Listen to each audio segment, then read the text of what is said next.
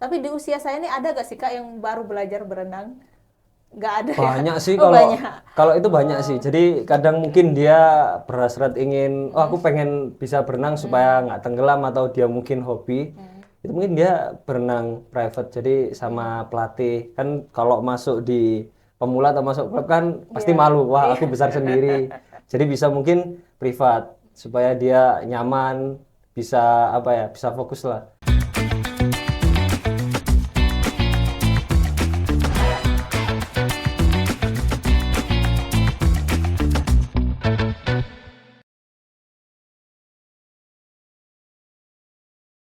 Halo Tribuners, kembali lagi bersama saya, Septiana Cahyani Eka Saputri dalam podcast Cakap Sana, Cakap Sini. Dan pada episode kali ini kita akan membahas tentang tips berenang dengan aman saat libur sekolah. Karena sekarang ini telah memasuki musim libur sekolah bagi anak-anak sekolah. Dan telah hadir narasumber di studio Tribun Jatim bernama Kak Farel Trisnanda.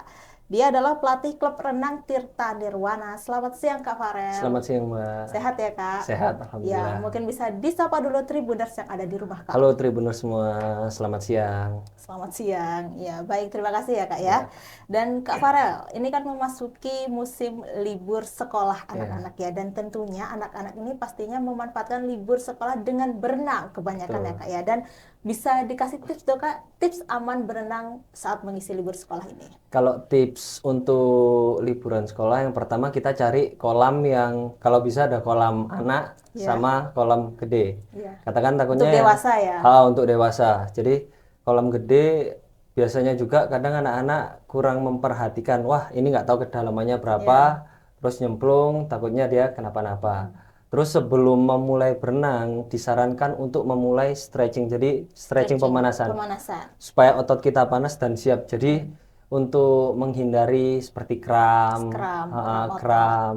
Terus juga kita mengecek kolam itu sendiri. Katakan untuk anak-anak kan kadang ada yang kolam anak mungkin anaknya baru 2 tahun Hmm. atau 1,5 tahun dimasukin ke situ terus terlalu dalam. Jadi kita juga harus ngecek kedalaman meskipun kolam besar sama. Usahakan yang sudah minimal bisa berenang atau bisa water trap. Jadi cara mengapung. Hmm. Takutnya kalau misal dia langsung nyemplung lari dari atas terus dia kecebur nggak bisa naik lagi, bahaya juga buat si anak ini. Si anak itu sendiri. Ya, Dan stretching atau stretching pemanasan yang benar tuh seperti apa sih Kak? kalau stretching saya sarankan mulai dari atas sampai Iya. bawah, jadi mulai upper body sampai Hmm. lower body supaya semua organ tubuh yang kita gerakan, kan renang menggunakan semua, kayak katakan Iya. kita nafas, Iya, leher iya, gerak, iya. terus tangan, kaki, pinggul, semua main. Jadi mulai dari ujung kepala sampai bawah kita harus bener-bener kita perhatikan sampai bener-bener panas. Jadi nggak bisa aku mau berenang udah nggak sabar, nanti takutnya dia kram, Hmm. terus dia nggak siap dan lain-lain, malah bahaya juga, bisa nanti dia tenggelam, terus bisa kram, dia nggak bisa naik, tenggelam juga.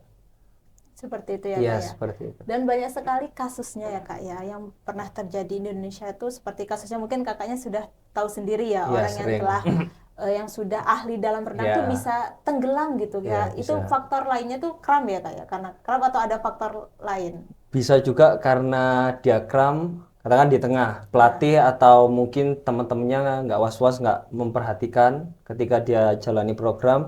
Bisa juga mungkin yang kedua, dia dalam kondisi kurang fit. Kurang fit. Kurang fit atau dia punya penyakit bawaan, kadang mungkin asma atau Hmm. penyakit lain-lain. Terus kemudian dia memaksakan untuk latihan, jadinya dia kurang fit, dia lemes pada saat menjalani program, terus tenggelam, nggak ada yang tahu, itu juga bisa jadi seperti Faktor itu penyebab faktornya. orang tenggelam itu ya Kak. Iya, Dan penyebab kram otot itu seperti apa Kak? kalau kram otot sih bisa juga dia kurangnya pemanasan. Hmm. Dia sering olahraga, kurang pemanasan, terus kurang juga pelemasan. Jadi untuk meregangkan ototnya supaya, jadi kan kita punya asam Hmm. laktat. Yang kadang mungkin orang yang lama nggak olahraga, terus dia sekali olahraga jarum semua badan. Itu karena kurang pelemasan juga. Nah, kalau misal diterus-teruskan, mungkin ngefek jadi kram. Kram. Kalau kram kita paksa untuk berenang terus atau olahraga apapun, itu nanti bisa jadi cedera. Cedera. Iya, dari kram itu sering kram, nanti lama-lama bisa cedera. Selain kram, cedera lainnya saat berenang tuh apa sih Kak? Kalau untuk atlet ya, Iya. atlet atau umum sebenarnya sama sih.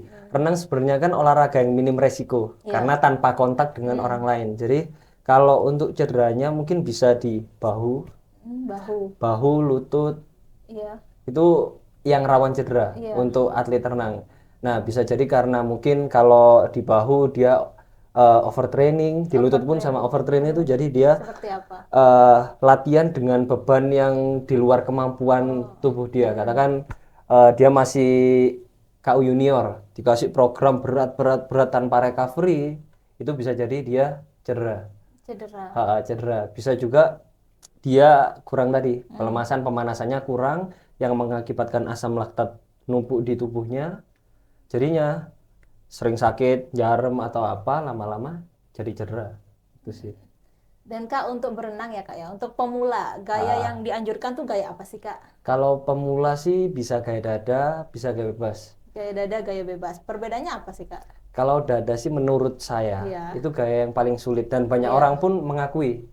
Karena contoh kayak kaki manusia sebenarnya maju ke depan gini. Kalau dada kan kita suruh muter. Iya.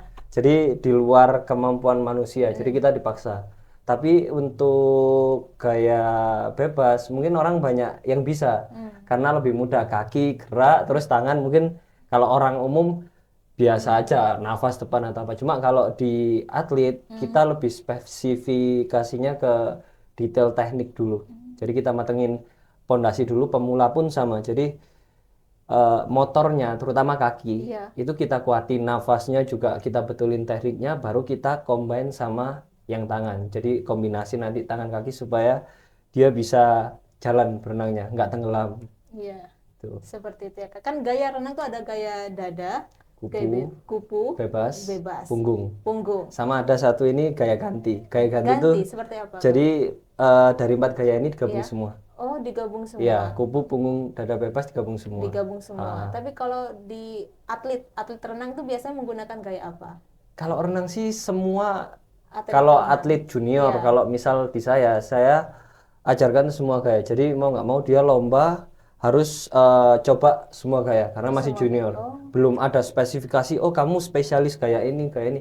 Baru kalau mulai agak gede, udah mulai dia beranjak senior itu lebih ke spesifikasi. Ada yang gaya dada, ada yang gaya kupu. Jadi mereka udah punya masing-masing. Masing-masing Iya, masing-masing spesialisnya. spesialisasinya ya Kak ya. Dan yang perlu dilakukan sebelum dan sesudah renang tuh apa sih Kak? Kalau sebelum ya stretching itu untuk memanaskan otot-ototnya, mobility supaya ruang gerak dia entah ini apa namanya shoulder, terus untuk lutut dan lain-lain itu bisa dia fleksibel pergerakannya, lebih mobile. Kalau untuk setelahnya, jadi setelah program di renang itu ada habis mindset mungkin dia cooling down. Jadi di cooling down itu mereka pendinginan supaya apa ya otot-ototnya kembali rileks. Setelah dia habis pelemasan itu dia naik mungkin dia stretching lagi untuk peregangan otot. Stretching lagi untuk Ya peregangan pendinginan otot. supaya apa laktatnya dia yang numpuk ini bisa hancur dari stretching sama pelemasan yang dia berenang itu. Terus waktu terbaik untuk olahraga renang tuh apa sih Kak? Ada batasan waktunya? Kalau waktu yang baik sih tergantung ya. Kayak misal atlet mungkin ada yang pagi, biasanya pagi, ada yang sore, ada yang malam. Nah, kalau Tapi kalau untuk malam nggak bahaya Kak untuk kesehatan? kalau malam sebenarnya iya sih kurang dianjurkan karena kan karbon dioksida. Nah, kalau yang baik sih sebenarnya enak itu pagi. Cuma kan kadang contoh orang umum pun mungkin malas karena aduh aku bangun tidur. Atlet pun sebenarnya sama. Sama. Cuma kalau untuk atlet kita kasih pemahaman karena dia atlet ya dia harus mau nggak mau kamu harus nikmati segala proses mau latihan hujan panas harus jalanin aja. Iya. Kalau untuk umum sih mungkin karena di Indonesia banyak yang kuliah kerja, tapi saya lihat udah mulai ada kesadaran lah lifestyle masyarakat ini berolahraga. Jadi bisa pagi mungkin sebelum dia kerja. Itu banyak saya kadang kalau di kolam ngelatih pagi orang-orang yang udah sepuh-sepuh atau orang-orang yang mau bekerja dia olahraga dulu baru dia berangkat kerja. Oh iya. Tapi di usia saya ini ada gak sih Kak yang baru belajar berenang? Nggak ada ya? Banyak sih Oh, kalau banyak. kalau itu banyak sih. Jadi kadang mungkin dia berhasrat ingin, oh aku pengen bisa berenang supaya nggak tenggelam atau dia mungkin hobi. Itu mungkin dia berenang private. Jadi sama pelatih kan kalau masuk di pemula atau masuk klub kan pasti malu. Wah aku besar sendiri. Jadi bisa mungkin privat supaya dia nyaman, bisa apa ya, bisa fokus lah. Kalau sama kecil-kecil kita gede sendiri kan pasti malu. Iya, malu-malu kucing. Iya. Dan Kak Farel, ini kalau misalkan berenang sebaiknya dilakukan sebelum makan atau sesudah makan? Kalau untuk umum ya, ini Iya, mungkin untuk kalau umum. saya lihat di Indonesia itu kadang dia rekreasi. Oh ayo kita makan dulu di sini. Makan dulu. Terus dia habis itu berenang. Itu sebenarnya nggak masalah sih, Nggak asal masalah. nggak yang makan over. Katakan makan buat camil dikit-dikit nggak Cemilan masalah, gitu karena nggak kan apa-apa dia ya. intensitasnya dia kan diatur dia sendiri. Katakan dia capek dia berhenti. Tapi untuk atlet makanya ada aturannya. Jadi dia nggak bisa makan mepet dengan jam latihan, karena kalau misal dia terlalu mepet, intensitas latihan kan untuk atlet kadang ada yang sedang, ada yang rendah, ada yang tinggi. Tapi kalau atlet kan udah terprogram Iya. dari pelatih, nggak bisa dia berhenti seenaknya sendiri. Jadi kalau terlalu mepet, pasti terganggu karena sudukan biasanya, sudukan dia. Sudah kan. Heeh. Nggak nyaman pasti. Nanti ada juga yang habis itu intensitas tinggi terus dia muntah karena dia baru makan. Jadi diatur mungkin bisa katakan latihan jam 3 dia makan jam 12 itu oke sih. Oke. Jadi nggak terlalu mepet juga itu oke. Jadi supaya makanan ini bisa jadi energi buat dia saat latihan. Kalau terlalu mepet nggak akan bisa. Nggak maksimal pasti latihan dia. Iya, iya, iya. Oke. Sudah selesai, Kak? Ya. Oke, baik ya Kak. Baik, terima kasih Kak Farel Trisnanda atas Ya, waktunya telah hadir di sama-sama. studio Tribun Jatim Malang ini ya Kak ya. Mungkin ada pesan dan kesan yang mau disampaikan kepada Tribuners yang ada di rumah? Untuk musim liburan ini, untuk adik-adik atau semua masyarakat yang lagi berlibur di kolam renang, jangan lupa untuk selalu pemanasan, terus mengecek kolam, jangan sampai anak-anak dilalaikan oleh orang tuanya. Karena pada saat liburan ini di Indonesia banyak sekali masyarakat atau orang tua yang melalaikan anak-anaknya sehingga terjadi kasus tenggelam. Tenggelam. Jadi mulai dari sekarang coba orang tua lebih was-was ke anaknya dan memperhatikan situasi kondisi kolam. Itu sih. Dan pakai pelampung ya Kak ya, biar Iya, aman. kalau misal belum bisa pakai pelampung atau di kolam kecil dulu aja yang dangkal.